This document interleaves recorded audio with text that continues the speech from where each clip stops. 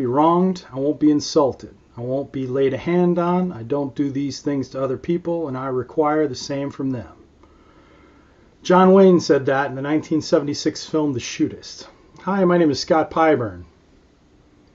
Hey, and I'm Dom DeBellis. Welcome to Monkeys Drinking Beans. Today we're going to talk about a subject that is near and dear to both our hearts, the high cost of principles.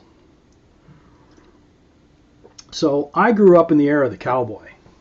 My father was a cowboy. I'm going to put the image up on the screen so you can take a look. He was a true ranch hand cowboy. And he grew up basically with cowboy ethics. It's a great image, Scott. Yeah, it really is. It really is. So I grew up listening basically to cowboy songs, country and western, when it was called country and western. For those of you who remember way back in the day, I grew up watching cowboy movies. I grew up watching John Wayne, Clint Eastwood. You name it, I watched it. So when you grow up in the 70s and 80s, you get this sense of machismo, this sense of this is the way you're supposed to live your life. John Wayne was a huge idol of mine. A larger than life character. You basically kind of pattern your life after. You pick fights in the playground, and basically you'd stand up to him like John Wayne standing up to somebody else. So, but in real life, principles are very expensive. Very expensive. Yeah. So I've been talking for about 2 minutes now, Dom. What's your take on this? Well, I would agree. I mean, to really know the value of something, it's got to cost you something. And so I would totally agree that values, principles, honor, all of these things, they do cost you something. Because to practice them exacts a price out in the world that doesn't share those values. Yeah, and recently there's been some incidences online. There was this meme that these people made at Jimmy John's.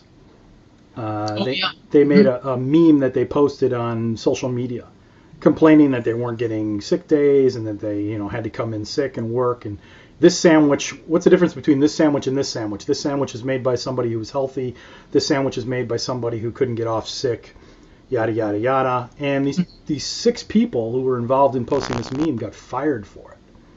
Yeah. And do I agree with them 100%? Yes, but at the same time, I'm sympathetic with them. Yes, I'm very sympathetic. Well, that's what I meant. Sorry, I didn't mean to say I agree. Go out there and post memes online insulting your employers, because we have things in this country called libel laws, which the internet is very, very the wild, wild west in that sense of it's not clearly cut and dry.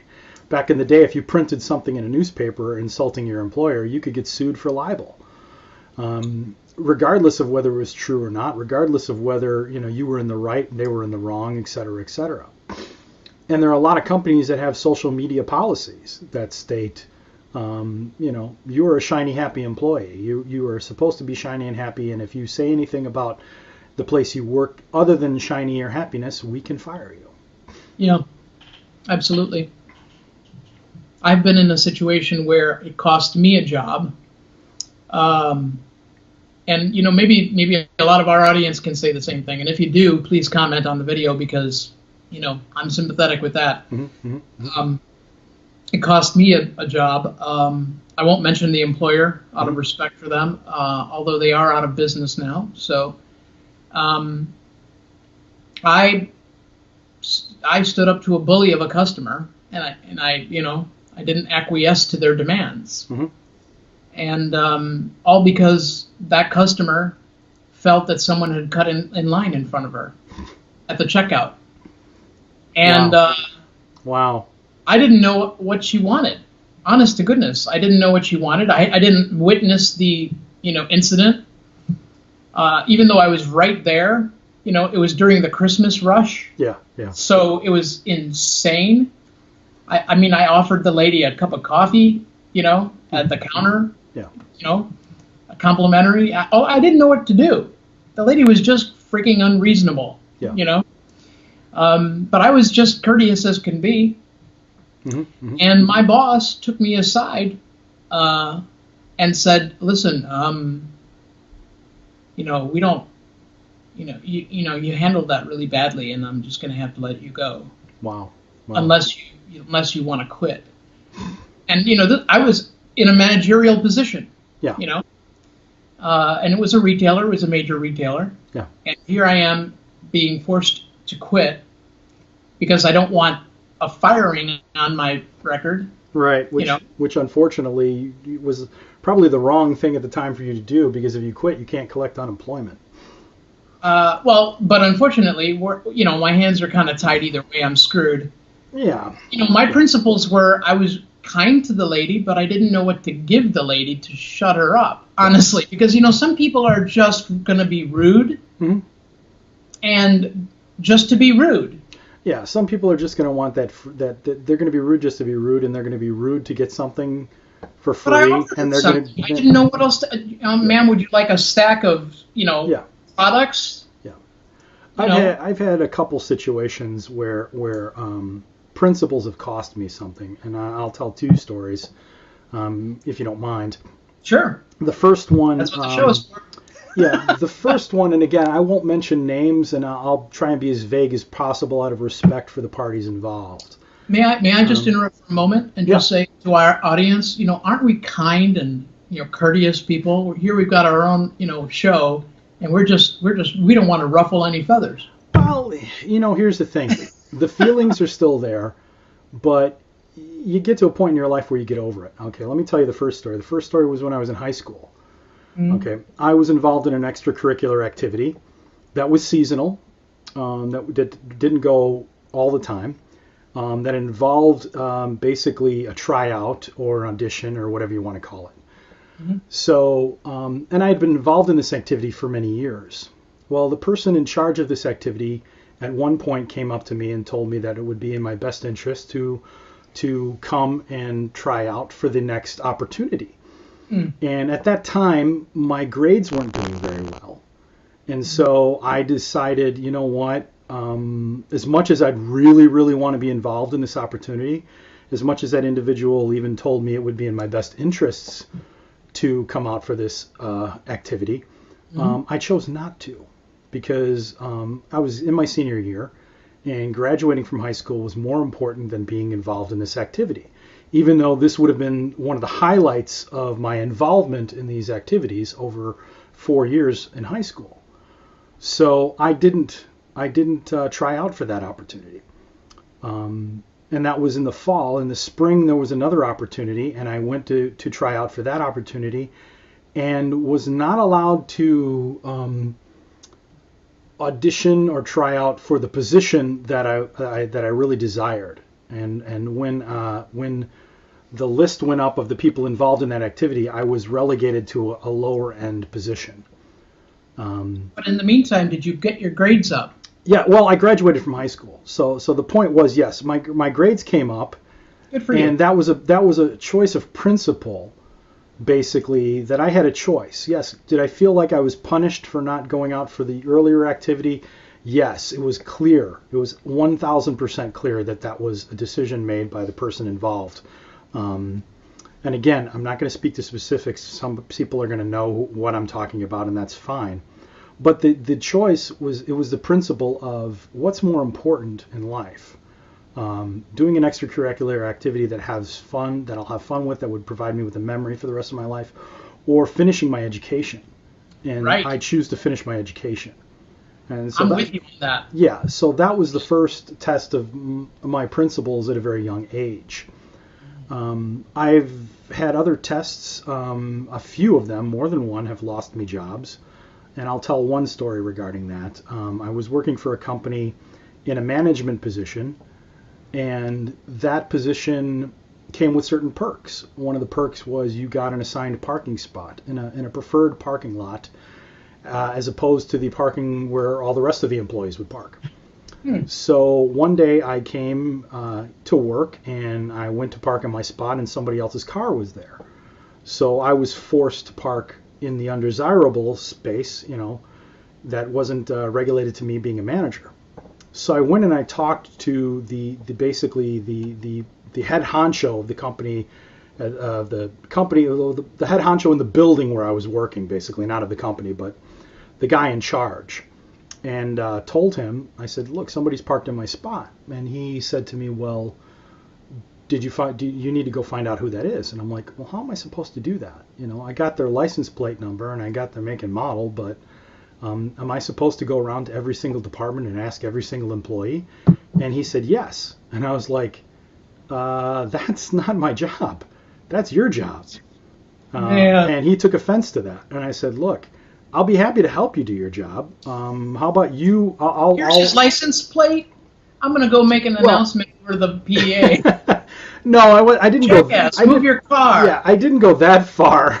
But I basically said, look, I'll talk to everybody in my department. I'll get their make and model of their car, and I'll give that information to you. What I recommend you do is develop a spreadsheet that you can share with all the department managers. And if this happens again, we can just go to the spreadsheet and say, oh, okay, this so-and-so Toyota belongs to such and such. He works in this department. Am I a jerk? Yeah. Because I would just have the guy towed? Am I a jerk? No. But basically, what I was saying, Dom, is I offered... There's not time for all of that. Yeah, exactly. I offered him a solution. I offered, this manager a solution to his problem, which was not my problem. My problem was running my department. His problem is supervising the entire establishment. Okay, but so, let me finish. Dom, let me finish the story, okay? Because you keep interrupting me. Let me get to the point. So, I offered him the solution. I said, look, I will get everybody's make and model number in my department, and I'll give that to you. I suggest you do the same. You get everybody's make and model number from every department. You develop a spreadsheet that you share with all the department managers. Somebody else parks in my spot. I can go to that spreadsheet. It will say, this is the car, this is the person, this is the department he works in. Then I will be happy to go to that department and confront that person personally and say, your car's in my spot. Move it or I'm going to have it towed right now. Period. He didn't like that. He said, no, that's not my job. I've got other things to do. I don't have jobs to police. My job is not to police the parking lot. I'm like, well, I disagree. And he basically brought me into his office and he chewed me out and he basically said I was wrong. And I was like, all right, I'll agree that maybe the way I said it to you was wrong, but I'm going to disagree in the sense that you're saying it's my responsibility when it's not. That exchange painted a target on my back, and eventually I was let go from that company. But I stand by my principles of the fact that I don't think I was out of line. I don't think I was wrong in suggesting this procedure to him that he obviously hadn't had in place. I agree. I back you 100%. Yeah, but it cost me a job. I understand. Believe me. And see, anything worth defending is going to cost you. Yep. Yeah, so principles are not cheap. Yeah. They're not cheap. And honestly, I've worked for companies where I've kept my head down and kept my mouth shut because I don't agree with certain things. And it is what it is, but I have also opened my mouth in certain positions. Maybe I shouldn't have said anything to him. Maybe I should have just let it go. But you afforded me a position that came with perks. That perks included a parking space. Yeah, I shouldn't have to police that perk. If you couldn't guarantee the perk. Yeah, I shouldn't have to. Exactly, I shouldn't have to police that parking space. And if I do, I should have an easy way to do it without going around to every single department and talking to every single employee. It is what it is. What happened if you just had it towed? Well, there's no like. I mean, there was no like here in my lot where I live. There's actually a sign that says, unauthorized parking will be towed, and there's a phone number of a towing company. There was no such thing in that lot. And I think I suggested that to him, and I said, well, what if I just had it towed? And he's like, well, you can't do that. I was like, okay. Then you need to do something. You need to do your job and have figure out a way to police this, because it's not my job to police it. It's yours. And he didn't like that. But my point is, principles are expensive. They will cost you things in life. And if they don't, then it's not really a principle. Yeah. Yeah. I mean, getting back to my father being a cowboy, You grew up with a thing called Cowboy Ethics. Right. And Jim Owen wrote a great book called Cowboy Ethics, and you can get it on Amazon. And there's 10 principles. Live each day with courage, take pride in your work, always finish what you start, do what has to be done, be tough but fair. When you make a promise, keep it. Ride for the brand, talk less and say more. Remember that some things aren't for sale, and know where to draw the line. And those ethics and principles are expensive. They are not cheap. You have a poster of this, right, in your house? I've seen it. I don't have a poster or print of that. I wish I did have a poster or print of that, but I could get one online. Again, there's and we'll mention this on the blog. We'll put a link below in the video too, of where you can get this book and this information. Okay. Yeah, because I thought I saw it in your house. No. Oh, weird. I've always just connected that image with you. Yeah. And your dad. Yeah. So weird. Yeah. But one of the other things, Don, we were talking about was, tell me about this assistant, this former assistant who it was an article you posted at one point. Hollywood assistant responds to sexist emails. Oh gosh, yeah. I'm sorry. I thought it was a different post. I'm sorry. No, it's okay. I think I read something about it, and I'll speak to it a little bit while you look the article up. How basically he was a Hollywood producer, something along the lines of him saying, well, if it's that time of the month, she better come to work. There better not be a strike or something. Oh gosh, yeah. And it was very lewd and very crude and very. I apologize. I got my links mixed up. When I was so the other link that I'll talk about after this link, so this story came from Variety magazine, newspaper, whatever you want to call it, which is like the trade in the acting business. Hollywood producers are not known for their, let's just say, class. Not that we're saying all Hollywood producers are classless. Not all Hollywood producers are like this. I'm sure Kathleen Kennedy is a very virtuous woman. Yes. Disclaimer. We don't know her personally. I don't know her personally, but she's worked for a long time with, Steven Spielberg and the like, and I'm sure they're very good people. Well, she's in charge of Disney and Lucas now, from what I understand. Oh, yeah, that's right. I seem to recall that posting a while back. But, so, Squirrel. not all of them are heathens like this guy is in this story. But unfortunately, there's become a notoriety with being a Hollywood producer and being a totally lewd and lascivious, douchebag. Thank you for that. Perfect word. Le mot juste. So this guy apparently harassed a woman who, who went out to Facebook to air her grievances.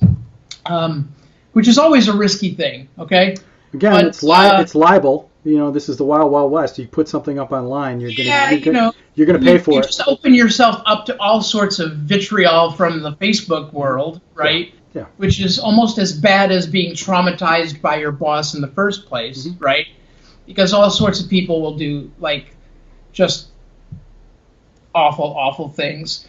But basically the boss, objected to the fact that she had taken off some time of work, and actually encouraged other women to take the day off of work if they had to, and also as a protest, because frankly, women in Hollywood don't get paid the same as men in Hollywood. They also have a lot of sexual harassment in Hollywood, and she was encouraging them, hey, don't be afraid to stand up for yourselves. Sure. We're women. Why should we be treated this way? Yeah.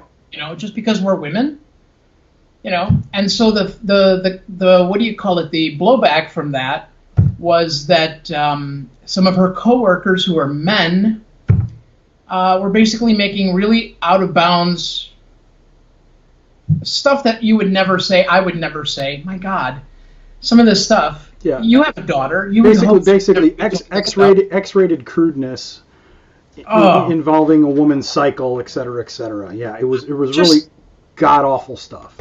Yeah, it was just really. And they were doing it publicly in an email back and forth. It wasn't just like privately heard in the bathroom, overheard by somebody. It was like written down in print. So she publicly posted, after trying to resolve this issue internally in her office, because it's obviously really shameful, and just, can you guys stop, treating me like this and all of it, and being called all these terrible, terrible names. Yeah. The boss who owns the agency was basically trying to pass it off as just a joke. Yeah. Oh, I was only kidding. And so she tried to pursue legal action, and when the boss was refused to respond to the subpoenas or whatever you call those things, I don't even know the legal language. Okay. Yeah. When he refused to respond, she just decided, you know what, I'm just going to post these emails on Facebook. Right. All of his emails that detailed all of these terrible, terrible things that he wrote. Yeah. Just kidding. All over Facebook, and so he's just terrible, just terrible stuff. Yeah. But there's the underlying issue of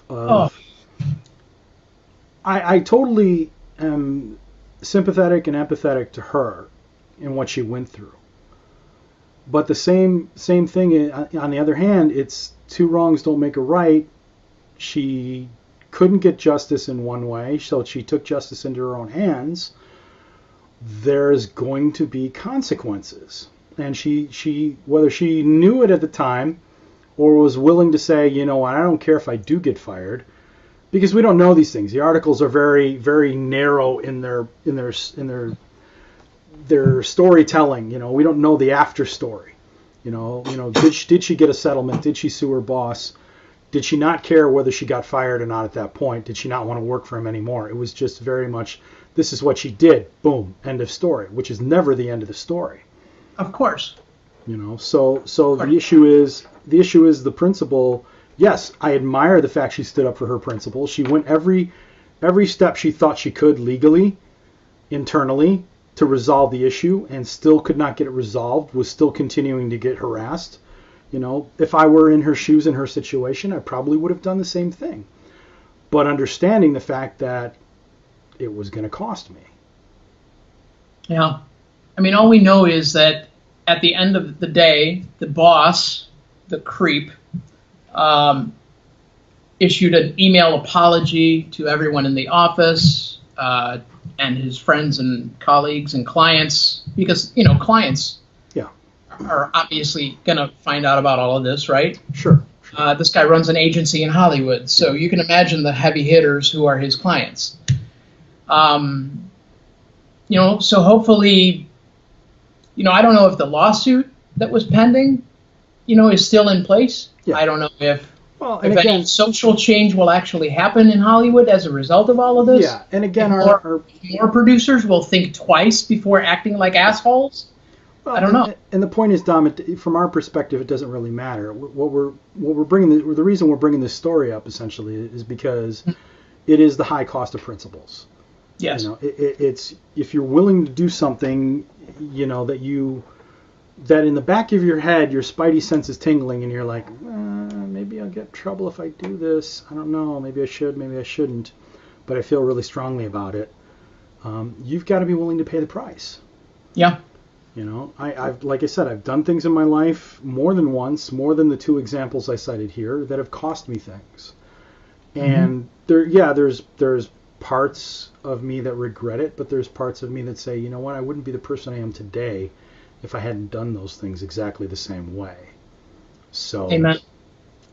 And maybe our audience can chip in their stories, because this is the kind of thing. I mean, we're starting a conversation here. Hopefully, we can pick it up with our audience and say, absolutely. Please, tell us a story, because we're coming up on that time anyway, Dom. It's about time to wrap up. Got But tell us a story, tell us some things, and again, you can be as vague or as explicit as you want, but understand we're not asking you to be as explicit because, we don't want you to deal with any more backlash than you probably already have for standing up for that principle. Yeah, absolutely. With that, join in the conversation, leave some comments below. I'm Scott Pyburn. Hey, I'm Dom DeBellis. We're Monkeys Drinking Beans. We'll see you next time.